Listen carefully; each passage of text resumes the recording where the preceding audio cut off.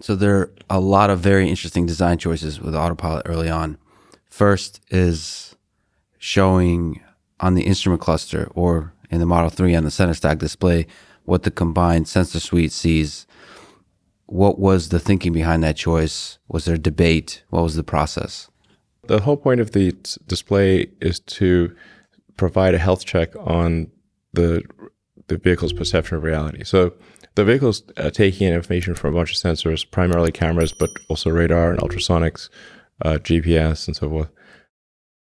And then that information is then rendered into vector space, and that with a bunch of objects with properties like lane lines and traffic lights and other cars, and then in vector space that is re-rendered onto a display, so you can confirm whether the car knows what's going on or not by looking out the window.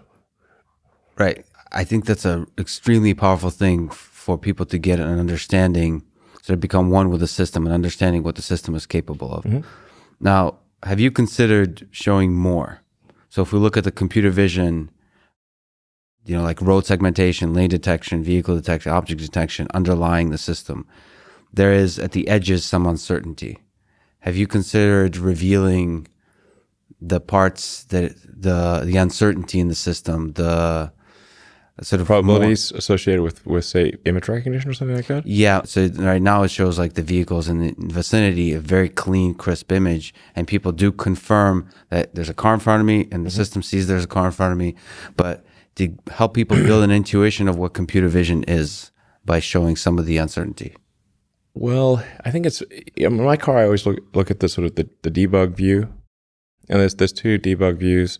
One is augmented vision, which I'm sure you've seen, where it's basically we draw boxes and labels around objects that are recognized, and then there's what we call the visualizer, which is basically a vector space representation summing up the input from all sensors.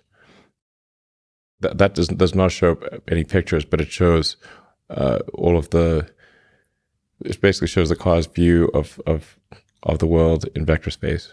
But I think this is very difficult for normal people to understand. They would not know what the heck they're looking at.